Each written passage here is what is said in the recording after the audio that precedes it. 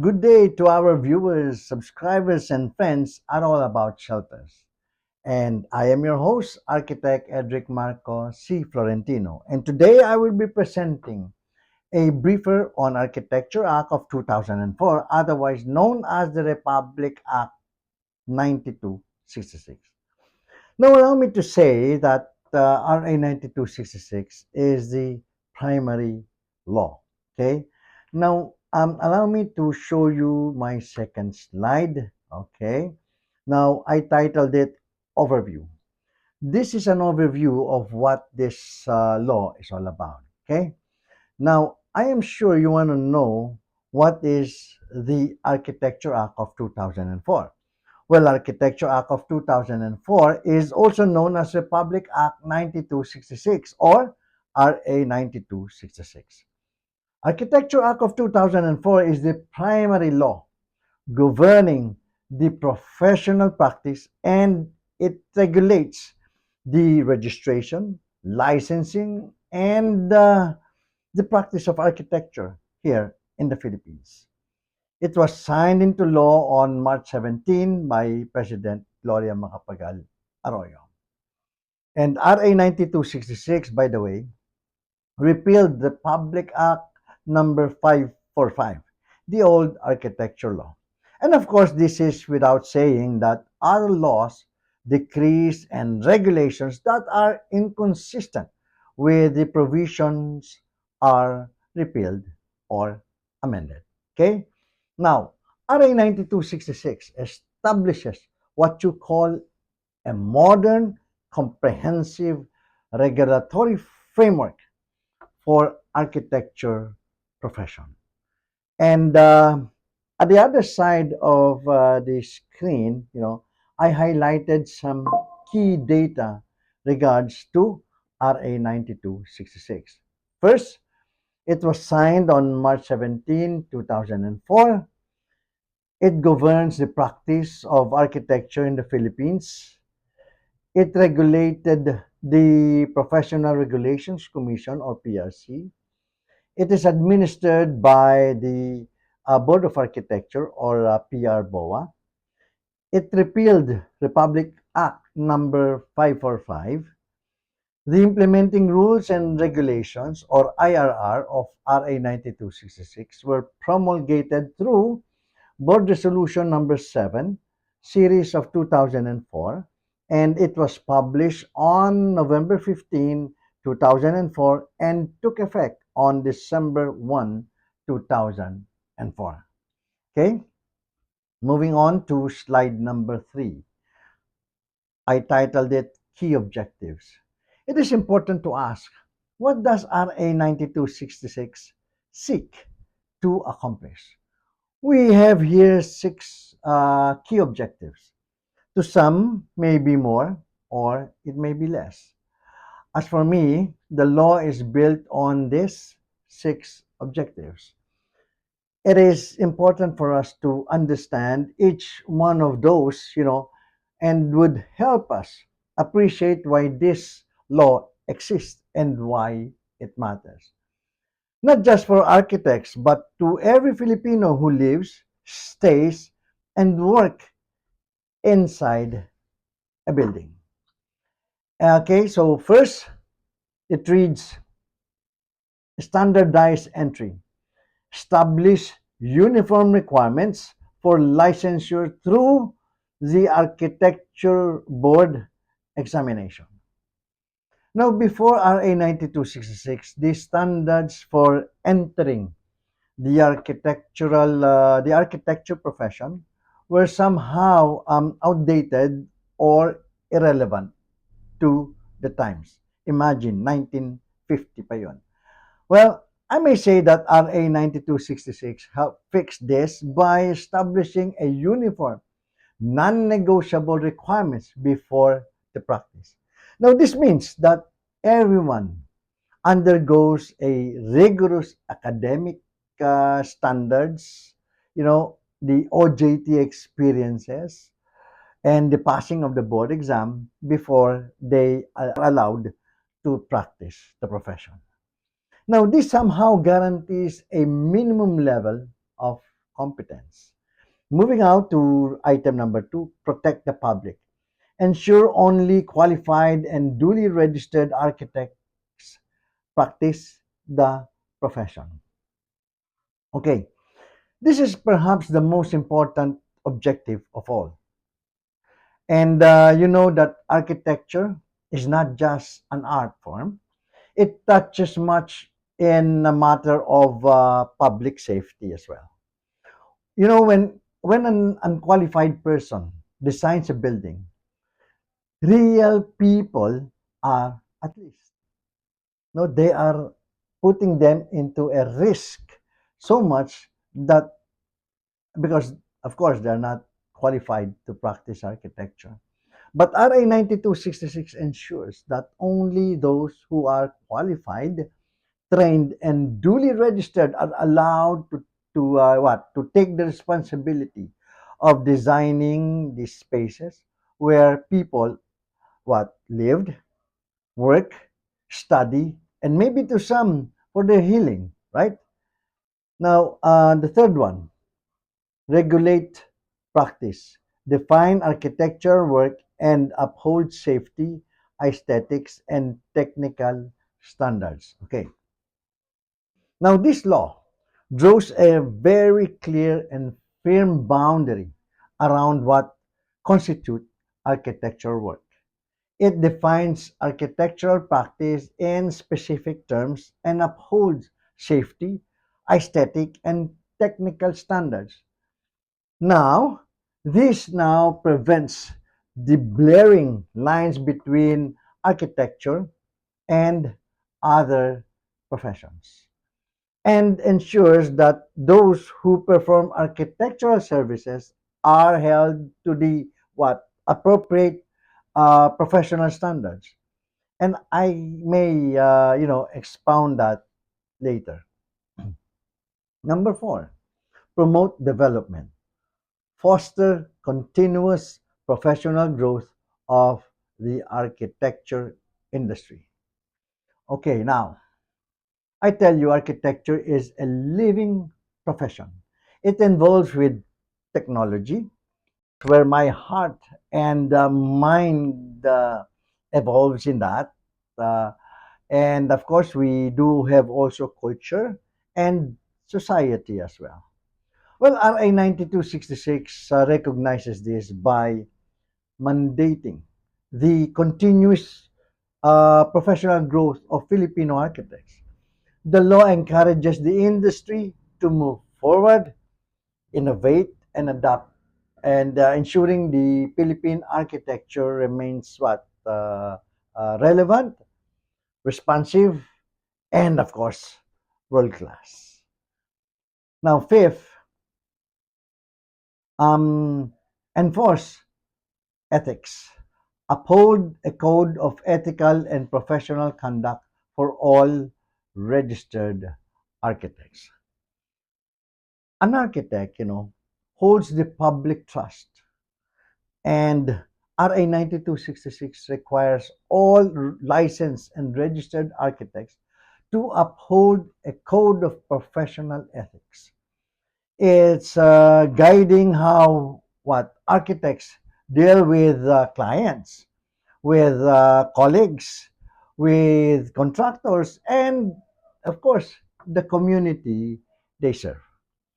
Ethics is architecture, and it is not optional. In short, ethics and architecture is somehow one of the same. And let me repeat that again. Ethics in architecture is not optional.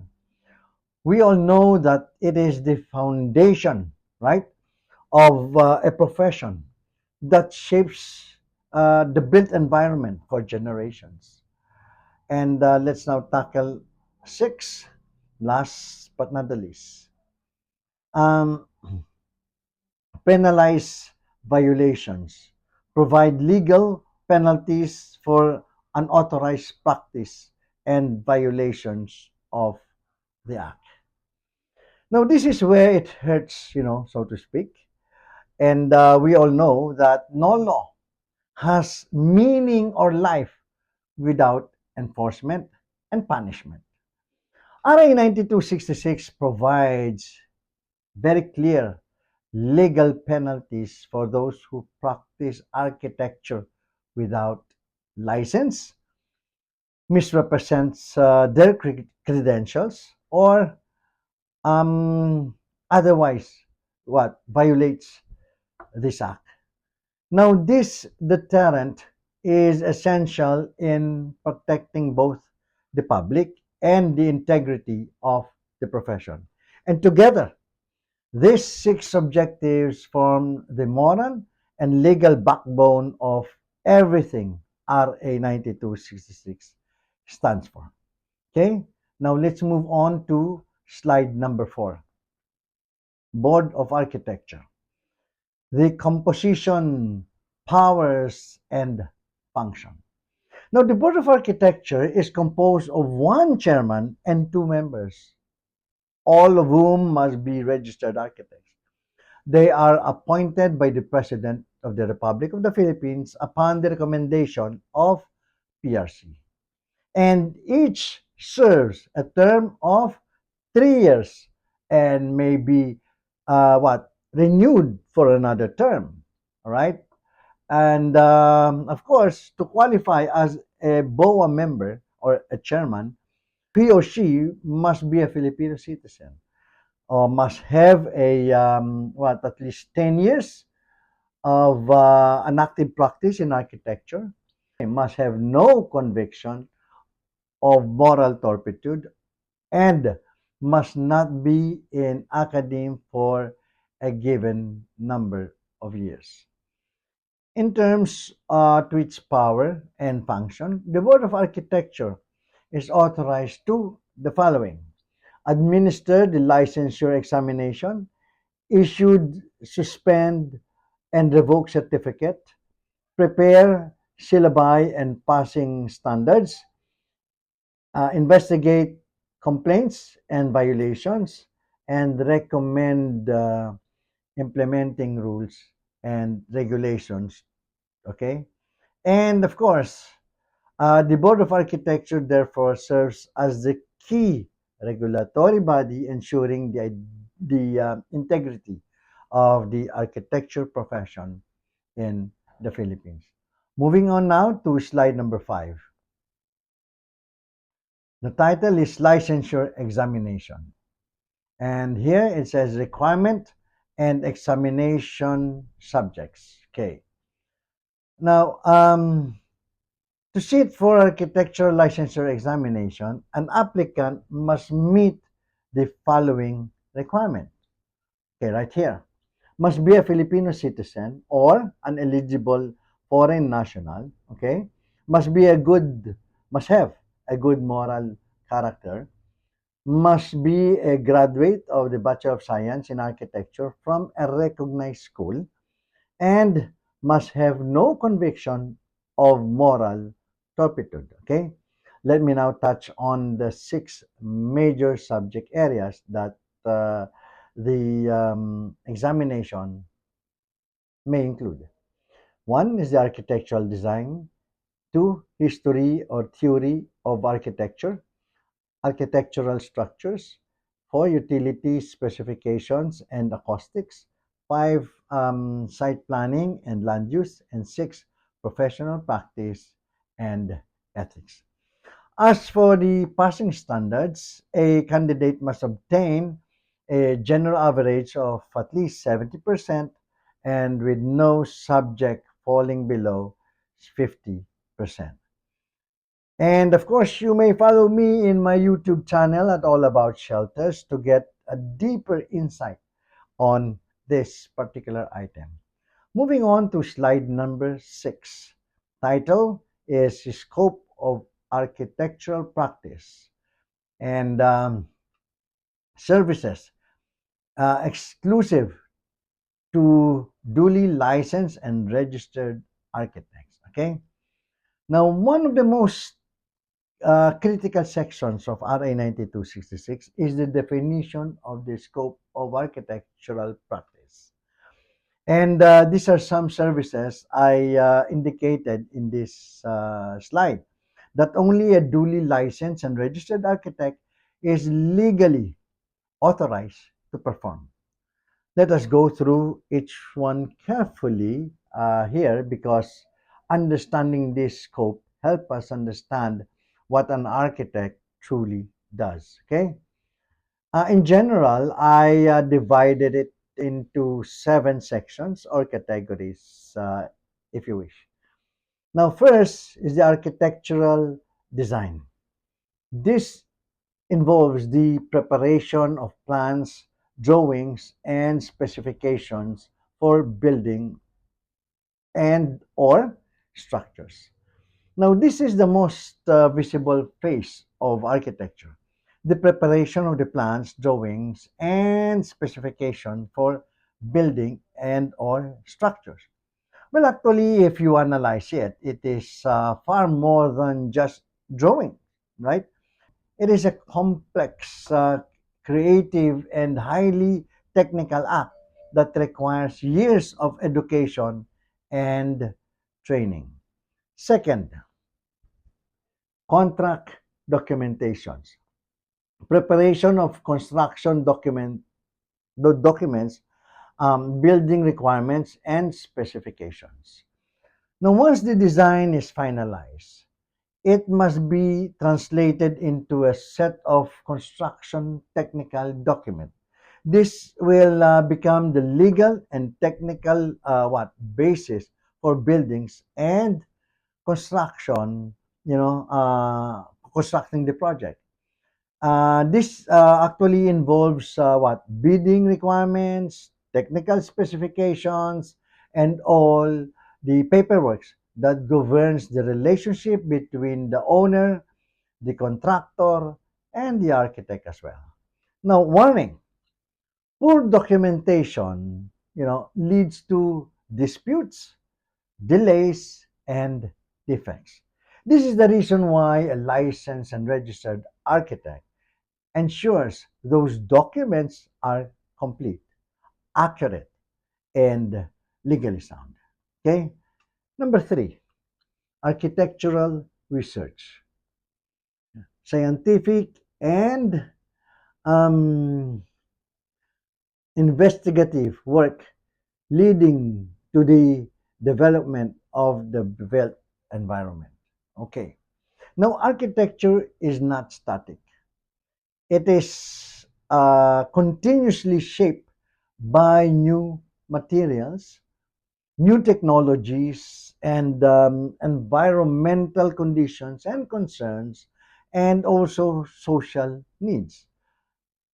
That's why architectural research involves scientific and investigative work that contributes to the development of the built environment. This includes studies on sustainable design, uh, disaster resilient, construction. We have also housing, affordable housing, and a lot more. That's why research is done by architects directly, influences how buildings and communities are designed for future generations. Okay, moving on now to number 4, construction supervision, administration of construction contract and site inspection services. Designing a building is one of the thing, but architect aims in making sure it is built correctly, you know.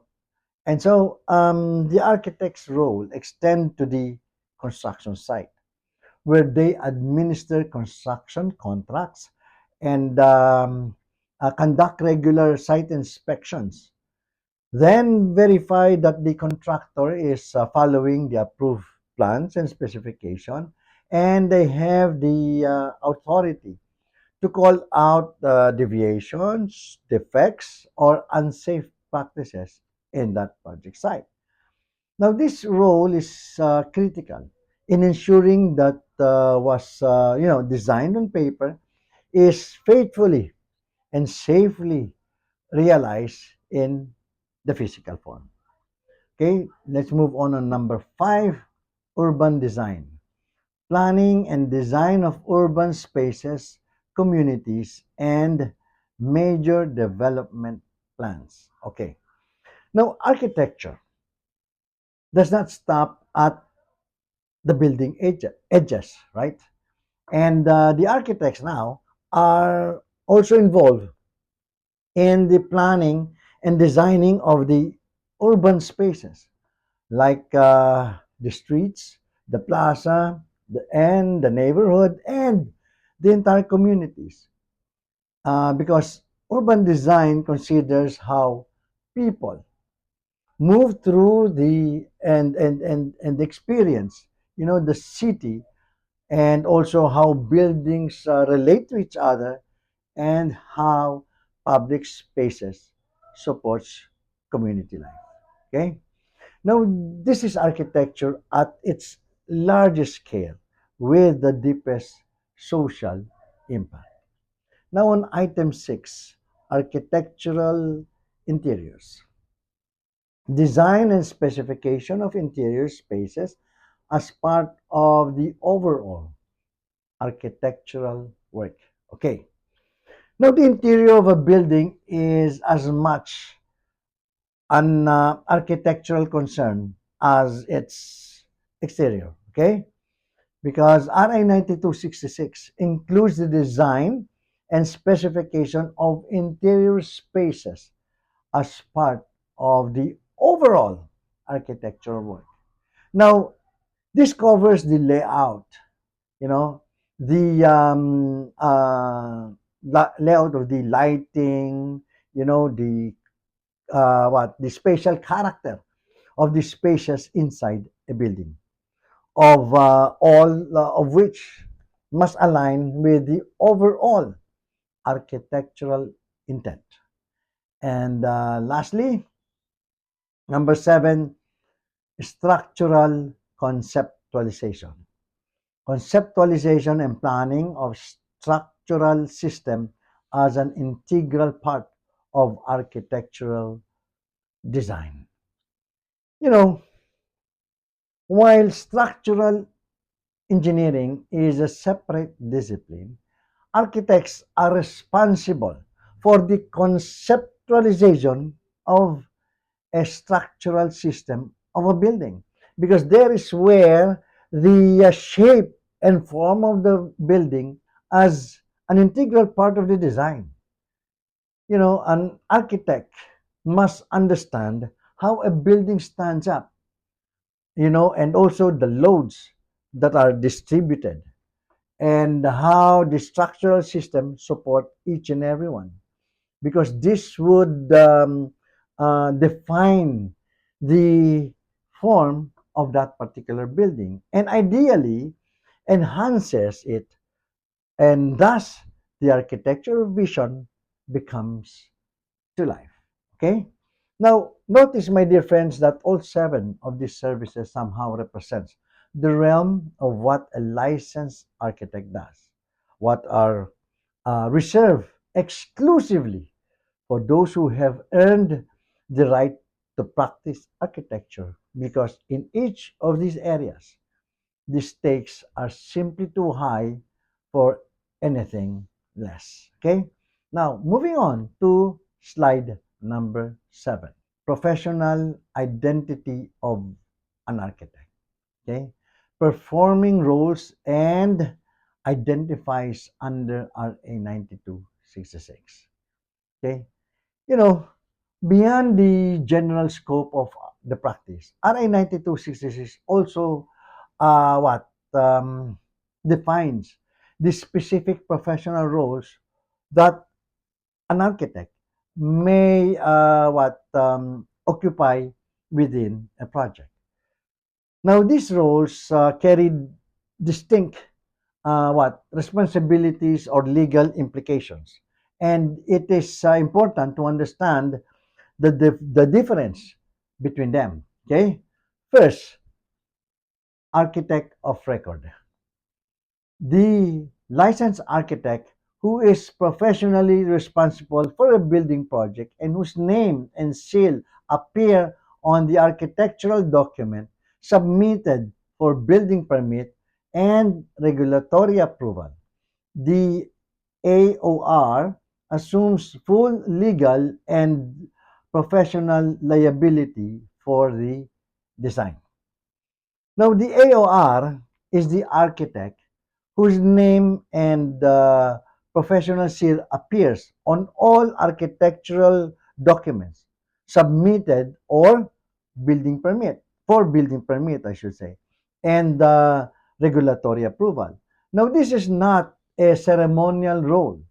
It carries, by the way, a full legal and professional liability for the design. If there's a flaw in the design, no, if the plans, violated a code, or if an error leads to harm, the AOR or the architect of record is the one who is accountable. This is why the law is very strict about who can serve as the architect of record. And only a duly licensed and registered architect can do so. The architect of record is, in essence, the professional guarantor of the design. It is also worth emphasizing that the seal of the architect of record is not just a stamp, it is a declaration of a professional responsibility. You know, when an architect signs and seals a set of plans, they are saying to the public, to the government, and to the law, I stand behind this design. I am responsible for it. This is a significant commitment, and RA 9266 treats it as such. Okay, number two, architect in charge of construction. The licensed architect who administers and supervises the construction of a project on behalf of the owner, responsible for ensuring work is carried out in accordance with approved plans, specification, and contract documents, may or may not be the same position as the AOR. Okay. The architect of record is responsible for the design, right? The architect in charge of construction is responsible for what happens at the ground.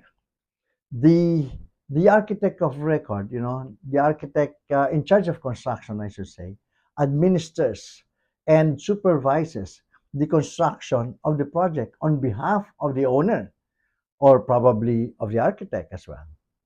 Now, ensuring that the work is carried out in accordance with the approved plans, specification, and the contract document. The architect in charge of construction is the architect's eyes and ears on the project site. They catch, problems early. They resolve conflicts between the contractors and probably, other subcontractors, and that includes, of course, the disparity of what is written in those documents, and ensure the quality and the safety of the actual construction. Now, it is important to note that the architect in charge of construction may or may not be the same person as the architect of record. You know, in Now, of course, this is very true in large projects, and these roles are often filled by different architects, and each would focus on responsibilities. Depends whether you're the architect of record, your responsibility is about design, architect in charge of construction, you are you are responsible with the in the construction. Okay. Now, the third one, the consulting architect or the CA, a licensed architect engaged to provide expert advice, review, or specialized architectural services on a project may be engaged by the owner, by the AOR, or other professionals bringing specialized expertise in a particular aspect of architectural practice. Okay, now, not every project requires a generalist. Right? Sometimes a project has highly specialized needs. Example, a hospital with complex medical infrastructure, a heritage building requiring restoration expertise, or a high-rise demanding advanced facade engineering, and many others. In these cases, a consulting architect is somehow engaged to provide expert advice or specialized services. Now, the consulting architects may come into the project before or during or after the project. The consulting architects may be be brought in by the owner, by the architect of records, or by other professionals who are in that team. Okay. Now, their role is primarily advisory and technical matters. They bring depth of expertise in a particular area and the architectural practice. Now, while they may not carry the same legal liabilities as architect of records, their input is invaluable in ensuring that the project means or meet the highest standards in their area of specialization. Now, understanding these three roles help us see the architecture is not a solo act.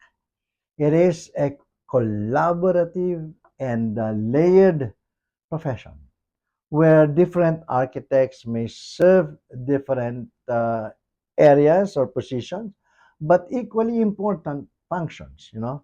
And in services of producing buildings that are safe, functional, and enduring. Okay, let me now move on 8. Okay, the rights and obligations. Okay, now what the law grants and requires of registered architects. RA 9266.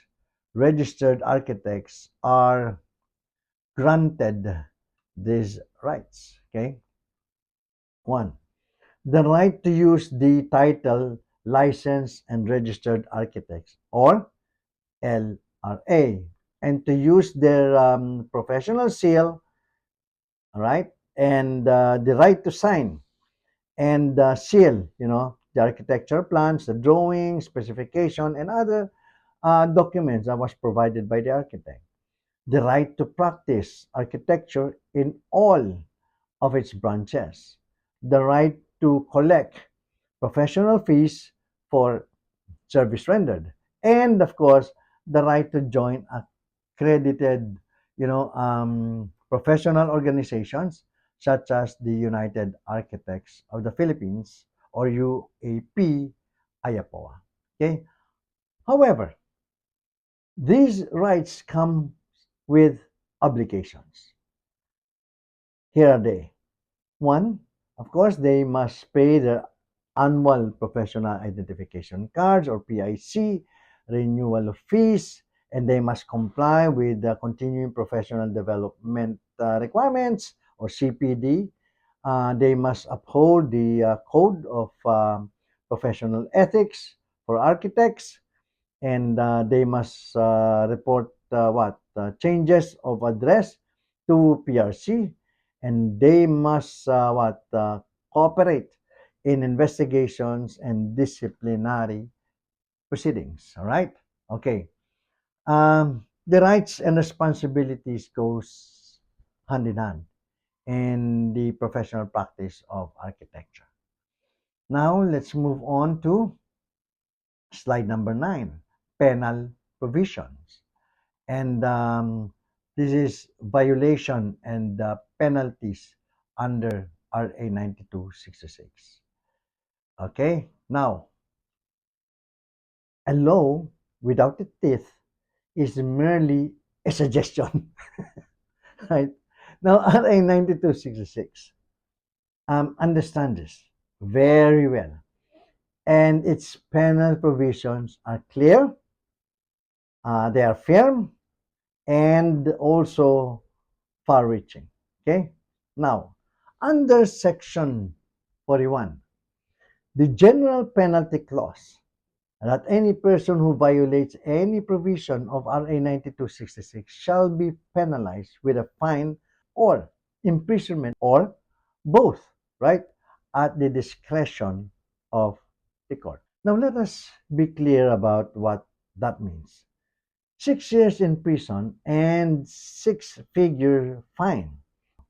This is not a slap on the wrist, because the legislature, right, deliberates these penalties high because the consequences of unregulated architectural practice are not abstract. They are physical, structural, and sometimes fatal to the public, right?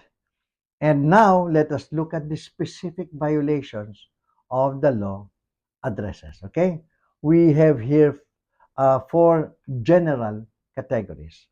First, unauthorized practice. Here, practicing architecture without a valid license or certificate of registration. Now, this refers to anyone who practice architecture, designing buildings, signs plans, supervises construction by saying that they are an architect without a valid license or certificate of registration. And this is perhaps the most common violations. And it is treated with the utmost seriousness.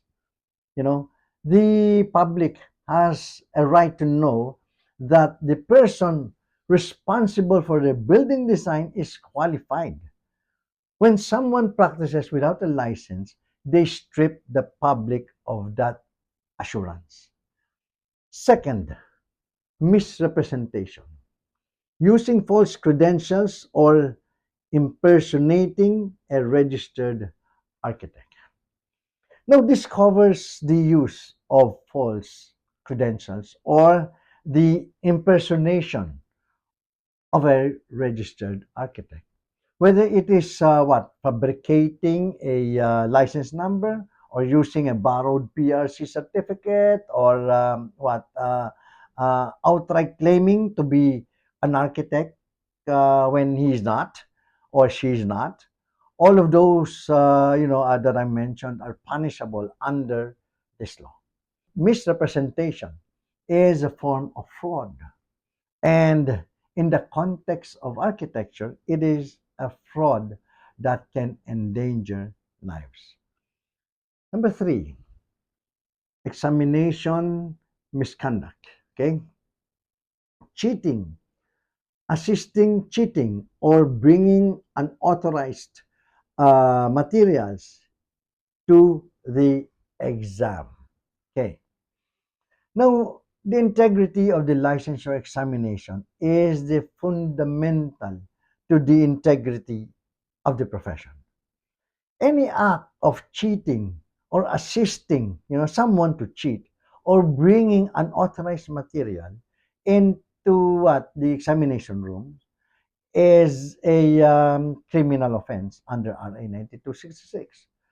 So those who cheat their way into the profession do not deserve, you know, uh, the public's trust. And the law ensures they can be held accountable.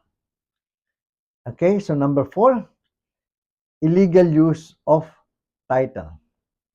Using the title architect or initials LRA or AR without proper PRC registration. Okay. Now, using the title architect or the initials LRA or RA or AR, which stands for the licensed and registered architect, without proper PRC registration is violation. Now, these titles are not merely labels, they carry legal meaning and public trust. Misissuing them, misleads clients or some irregularities may determine some irregularities and undermines the profession and violates the law. Now, taking together, these penal provisions send a clear message. Architecture is a serious profession, and the law will protect it. Now, every Filipino who commissions a building, moves into a home, or walks into a public structure or a place has the right to know that the work was done by someone qualified, accountable, and bound by law. Okay? Now let's move on slide number 10. Continuing professional development. Maintaining and enhancing competence, professional identification card requirements. Okay, number one. First of all, the licensure is not the end of the journey. RA 9266 requires all licensed and registered architects to continuously develop their professional competence through the Continuing Professional Development or CPD program. We can identify 6 points here. Okay, one, CPD units required, here, architects must earn 45 CPD credit units per 3 years, compliance period for the renewal of their professional identification card. Two, accredited providers. Only architects from PRC accredited CPD, providers are accepted. Three types of activities. Here are some qualifying activities that may include, to be recognized, like seminars, workshop, conference, short courses, publication, research, and teaching. Number four, requirement. CPD is not a mandatory requirement for architects, but architects are encouraged to have a continuous program for his or her professional development. Number five, the UAP role. Okay, the United Architects of the Philippines, or the UAP AAPOA, serves as the primary accredited CPD provider. And six, self-directed learning. An architect may apply an activity to PRC to register and to have the said activity validated for CPD credits. All right? So this is what you call self-directed learning. Now this ensures all of this that architects remains current, competent, and committed to excellence throughout their career. Okay, so moving on now to slide 11. Okay, so this is quite long. Now, the title here is UAP intervention, DPWH and UAP versus PICE. I want to walk you through, what happened when a particular provisions in the National Building Code that other professions can sign architectural document. I want to say the story and what is now the ending of this intervention. Allow me to provide that RA 9266 went and from its birth to a landmark decision of the Supreme Court that ended in 2025.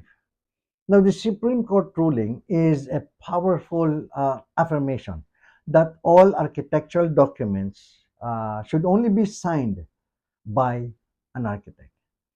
Now, in October 2009, 2004, let me call this as the trigger. Okay, DPWH issued the revised IRR of Presidential Decree 1096 or the National Building Code, restricting the preparation, signing, and sealing of architectural documents exclusively to the registered and licensed architect. Next one. In May 24, 2005, the Philippine Institute of Civil Engineers or the PICE filed a petition, declaratory relief before the RTC of Manila, seeking to nullify Section 302.3 and 302.4 to allow civil engineers to sign architectural documents.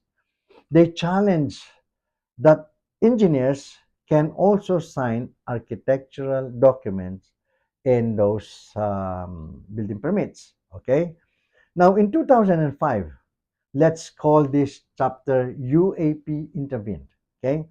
Now, this was led by this representation, being the national president of UAP Ayapoa at that time. Okay.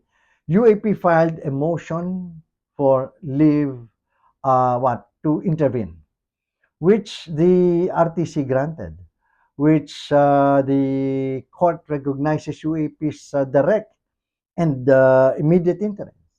And UAP, argues strongly that RA 9266 repealed any prior authority of civil engineers to sign architectural documents. Now, in January 29, 2008, the Regional Trial Court dismisses PIC's petition and upholds the validity of Section 302.3 and 302.4. It rules that RA 545, which is the, RA 544, which is the civil engineering law, does not grant civil engineers the right to prepare, sign, and seal architectural documents. Now, the RTC ruled in favor of UAP and, allowed, please allow me to call this chapter RTC rules for UAP. Okay? Now, in January 5, 2012, the Court of Appeals reverses the RTC decision. And let me call it CA reverses. Because the CA declaring Section 302.3 and 302.4 void and ruling in favor of civil engineers. And then UAP filed a motion for reconsideration and it was denied on February 13, 2013. And of course, in 2013 also, I will tag this as elevated to the Supreme Court. Both DPWH and UAP filed a separate petition for review on certiorari. And on June 8, 2013, the Supreme Court consolidated these two cases. Okay? Now, on March 15, 2023, let's tag this stage as Supreme Court rules for UAP and DPWH. And the Supreme Court, Second Division, under under Justice Leonin, reversed the Court of Appeal and uphold sections 302.3 and 302.4.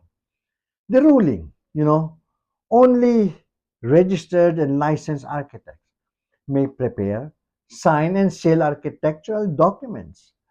And RA 9266 impliedly repealed any conflicting provisions of RA 544, which means that it is firmly upheld that only registered and licensed architect may prepare, sign, and seal architectural documents.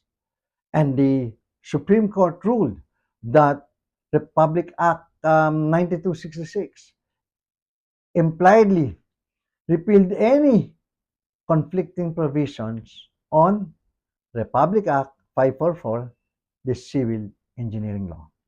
Now, this ruling stands as a defining affirmation of the architecture profession's exclusive, you know, exclusively the domain of the architect.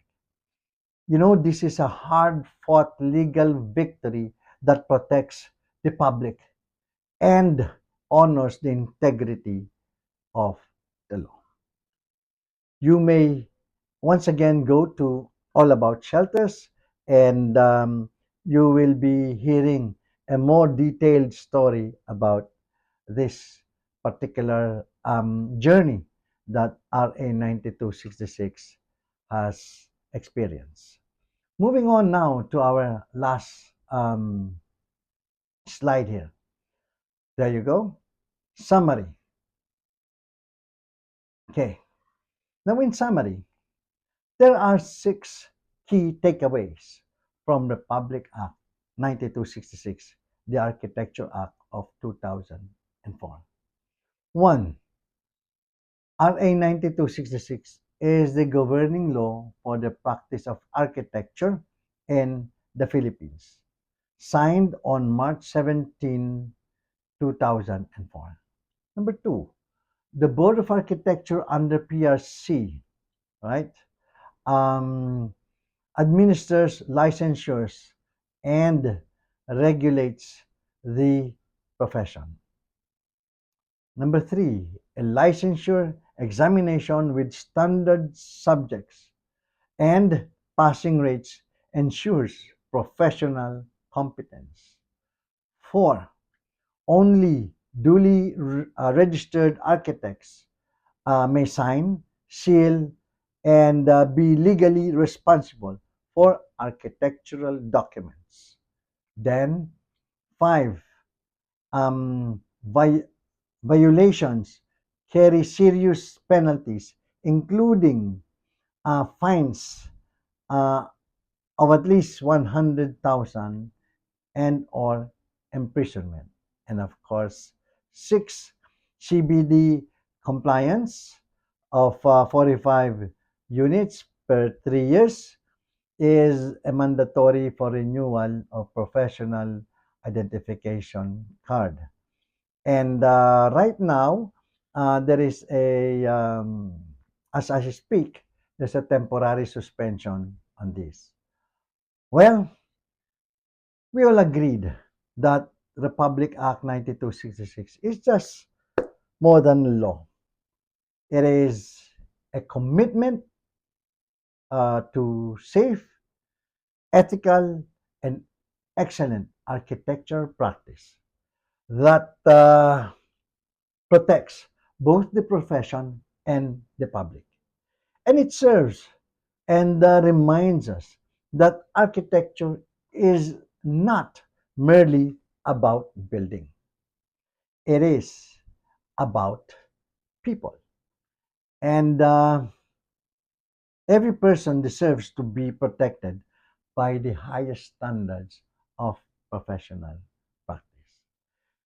Well, I do hope that I was able to give a briefer on RA 9266. And if you happen, that you're able to get something from this video, kindly press that like button and subscribe as well to All About Shelters so that you may be able to get more information about RA 9266 and issues and concerns that surrounds shelters. Once again, thank you very much and mabuhay.